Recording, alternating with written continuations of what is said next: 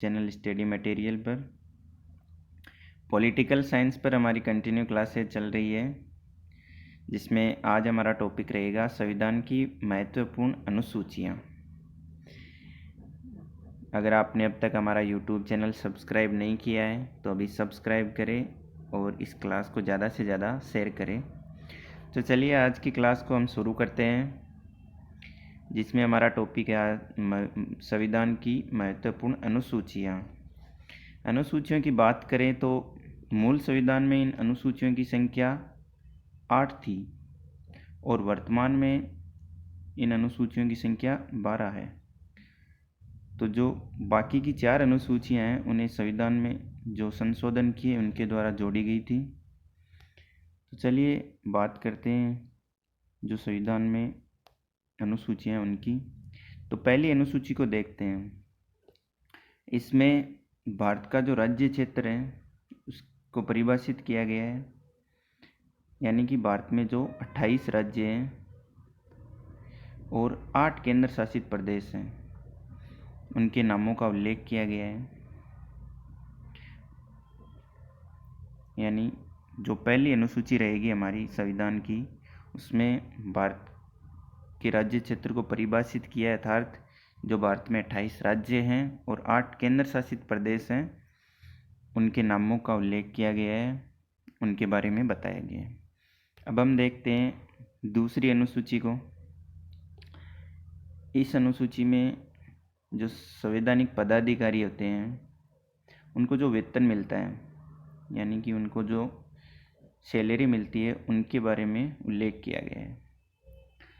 हम देखते हैं कि जो उपराष्ट्रपति है ना, उपराष्ट्रपति के जो वेतन है उसका इसमें उल्लेख नहीं किया गया है, क्योंकि उपराष्ट्रपति को उपराष्ट्रपति के पद के रूप में कोई वेतन नहीं प्राप्त होता है, क्योंकि उन्हें राज्यसभा के वो सभापति भी होते हैं, इसलिए उन्हें राज्यसभा के सभापति के रूप में वेतन प्राप्त होता है। ये हम देख लेते हैं कि जो राज्यसभा का सभापति होता है वो उपराष्ट्रपति होता है, इसलिए उपराष्ट्रपति को राज्यसभा के सभापति के रूप में वेतन या सैलरी प्राप्त होती है। अब हम देखते हैं अनुसूची 3 को। अनुसूची 3 में संवैधानिक पदाधिकारियों द्वारा जो शपथ ली जाती है उस शपथ का जो प्रारूप है उस प्रारूप का उल्लेख किया गया है भारतीय संविधान की अनुसूची 3 में। यहाँ पे राष्ट्रपति की शपथ के प्रारूप का उल्लेख नहीं मिलेगा, क्योंकि राष्ट्रपति की शपथ का प्रारूप का उल्लेख अनुच्छेद 60 में मिलता है और उपराष्ट्रपति की शपथ के प्रारूप का उल्लेख अनुच्छेद 69 में मिलता है, और जो राज्यपाल है उसके शपथ के प्रारूप का उल्लेख संविधान के अनुच्छेद 159 में किया गया है। इनके अलावा सभी पदाधिकारियों की द्वारा जो शपथ ली जाती है उसके प्रारूप का उल्लेख अनुसूची 3 में किया गया है। अब हम देखते हैं अनुसूची 4 को। अनुसूची 4 में इस बात का उल्लेख किया गया है कि जो राज्यसभा में सदस्य निर्वाचित होते हैं, मतलब किसी राज्य से कितने सदस्यों का राज्यसभा में निर्वाचन होगा, इस बात का उल्लेख हमें संविधान की अनुसूची 4 में देखने को मिलेगा। आगे देखते हैं अनुसूची 5 को। इसमें इस बात का उल्लेख किया गया है कि जो अनुसूचित क्षेत्र होंगे उनमें जो प्रशासन होगा और उस प्रशासन तथा नियंत्रण, इस बात का उल्लेख किया गया है अनुसूची 5 में। अब अनुसूची 6 को देख लेते हैं। अनुसूची 6 में असम, मेघालय, त्रिपुरा, मिजोरम के जो अनुसूचित क्षेत्र हैं उनके प्रशासन और नियंत्रण का उल्लेख किया गया है। अब हम देखते हैं कि जो अनुसूची 3 है उस अनुसूची 6 है उसमें ATM असम, त्रिपुरा, मेघालय और मिजोरम, इन 4 राज्यों के अनुसूचित क्षेत्र है ना, उनके जो प्रशासन और जो नियंत्रण है इस बात का उल्लेख किया गया अनुसूची 6 में। राजस्थान के संदर्भ में बात करें तो राष्ट्रपति द्वारा वर्ष 2018 में राजस्थान में जो अनुसूचित क्षेत्र हैं उनका विस्तार किया गया था, और किसी भी राज्य में जो अनुसूचित क्षेत्र है उसकी घोषणा राष्ट्रपति द्वारा ही की जाती है। अब हम देखते हैं अनुसूची 7 को। अनुसूची 7 में जो केंद्र और राज्य के बीच जो विषय होते हैं उनके जो बंटवारा होता है उसकी बात की गई है, और इसके लिए 3 सूचियां बनाई गई है, जिसमें पहली सूची है संघ सूची, दूसरी राज्य सूची और तीसरी है समवर्ती सूची। और संघ सूची में वर्तमान में 100 विषयों को रखा गया है, वहीं राज्य सूची में वर्तमान में 61 विषय हैं, और समवर्ती सूची की बात करें तो इसमें टोटल 52 विषय हैं। गणना में ये 52 विषय होते हैं, लेकिन वैसे माना जाए तो इन्हें 47 विषय ही देखा जाता है कि समवर्ती सूची में 47 विषयों को रखा गया है। अब हम आगे की बात करते हैं।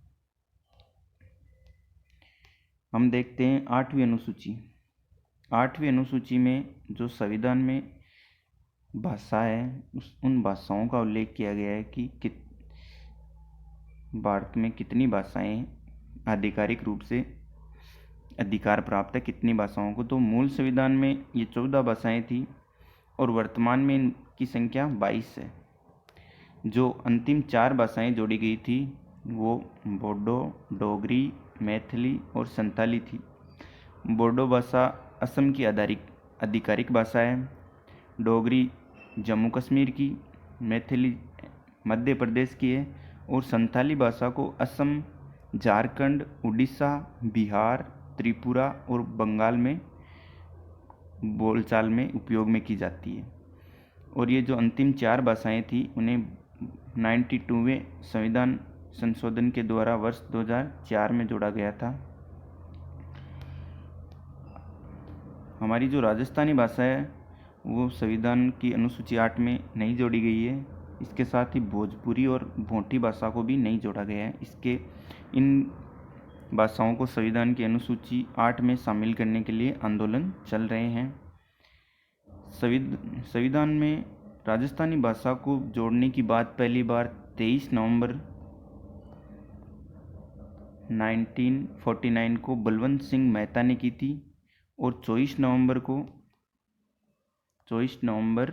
1949 को माणिक्यलाल वर्मा ने राजस्थानी भाषा को आधिकारिक रूप से संविधान की अनुसूची 8 में शामिल करने की बात कही थी, हालांकि इसे जोड़ा नहीं गया था। अब हम देखते हैं संविधान की अनुसूची 9, जिसे पहले संविधान संशोधन द्वारा 1951 में जोड़ा गया था। और इस अनुसूची में उन कानूनों का उल्लेख किया गया है जिन्हें न्यायपालिका अर्थात कोर्ट में चुनौती नहीं दी जा सकती है। और इस अनुसूची को जोड़ने का मुख्य उद्देश्य था जो भूमि सुधार कानून आए थे उन कानूनों को न्यायिक पुनरावलोकन अर्थात कोर्ट का जो ज्यूरिसडिक्शन होता है उससे बाहर रखने के लिए इस अनुसूची को जोड़ा गया था। फिर हम एक बहुचर्चित केस की बात कर लेते हैं जो कोमेश्वर प्रसाद बनाम बिहार राज्य का था। 1951 का मामला था ये, जिसमें पटना उच्च न्यायालय ने बिहार के भूमि सुधार कानूनों को असंवैधानिक घोषित कर दिया था। बाद में शंकरी प्रसाद बनाम भारत संघ मामले 1951 में प्रथम संशोधन को न्यायालय में चुनौती दी गई, और इस अनुसूची में जो विषय जोड़े गए थे उन्हें कोर्ट में चुनौती दी गई, लेकिन कोर्ट के द्वारा इस चुनौती को खारिज कर दिया गया था, सुप्रीम कोर्ट द्वारा। 9वीं अनुसूची द्वारा इसमें 13 भूमि सुधार कानूनों को जोड़ा गया था। जो प्रथम संविधान संशोधन हुआ था उसके द्वारा 9वीं अनुसूची में 13 भूमि सुधार कानूनों को जोड़ा गया था। कई बार पूछा जाता है कि ये जो कानून थे कितने कानून थे, तो वो 13 कानून थे। एक बहुचर्चित मामला है केशवानंद भारती बनाम केरल राज्य का, जो 1973 में आया था। 24 अप्रैल 1973 को इस मामले की सुनवाई हुई और इसका जो निर्णय था वो आया था। और इसमें ये कहा गया था कि 24 अप्रैल 1973 के बाद अगर 9वीं अनुसूची में कोई विषय जोड़ा जाता है या कानून जोड़ा जाता है तो उसे न्यायपालिका में चुनौती दी जा सकती है, अर्थात उसे न्यायालय में ले जाया जा सकता है। और अगर वो संविधान की आधारभूत संरचना को नुकसान पहुंचाता है वो कानून, तो उसे न्यायालय में उसे खारिज भी किया जा सकता है उस कानून को। और जो संविधान के आधारभूत संरचना की बात है, इस पर न्यायपालिका ने कहा था कि इसकी व्याख्या समय समय पर न्यायालय द्वारा कर दी जाएगी। अब हम देखते हैं 10वीं अनुसूची। इस अनुसूची में दल बदल विरोधी कानून को जोड़ा गया है और ये 52वें संविधान संशोधन द्वारा 1985 में जोड़ी गई थी इस अनुसूची को। कई बार देखने को मिलता है कि किसी भी दल के सदस्य दूसरे दल में मिल जाते हैं और सरकार को गिराने का कार्य करते हैं या किसी पे दबाव डालते हैं। तो इसके विरोध में एक कानून आया था, दल बदल विरोध कानून। इसे 10वीं अनुसूची में जोड़ा गया और 52वें संविधान संशोधन द्वारा ये कानून जोड़ा गया था। उस समय ये प्रावधान था कि अगर किसी दल के 1/3 सदस्य या इससे अधिक सदस्य या सांसद किसी अन्य दल में जाते हैं तो उनकी सदस्यता पर कोई प्रभाव नहीं पड़ेगा। और अगर यदि उनकी संख्या 1/3 से कम है तो उनकी जो सदस्यता है वो समाप्त कर दी जाएगी। ये प्रावधान किया गया था जब ये दल बदल कानून लागू हुआ था उस समय। लेकिन उसके बाद वर्ष 2003 में 91वें संविधान संशोधन द्वारा इस कानून में ये प्रावधान किया गया कि यदि किसी दल के 2/3 सदस्य या उससे अधिक सांसद या विधायक किसी अन्य दल में जाते हैं तो उनकी सदस्यता पर कोई प्रभाव नहीं पड़ेगा।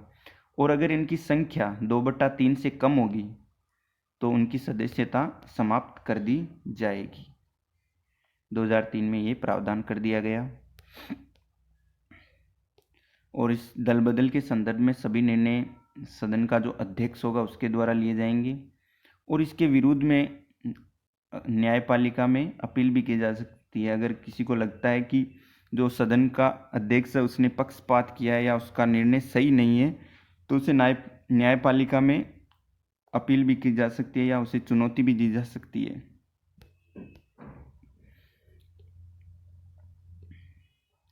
और अगर यदि किसी दल के सभी सदस्य अर्थात वो पूरा दल ही किसी दूसरे दल में विलय हो जाता है तो उस पर दल बदल विरोधी कानून है वो लागू नहीं होगा। अब हम बात करते हैं 11वीं अनुसूची की।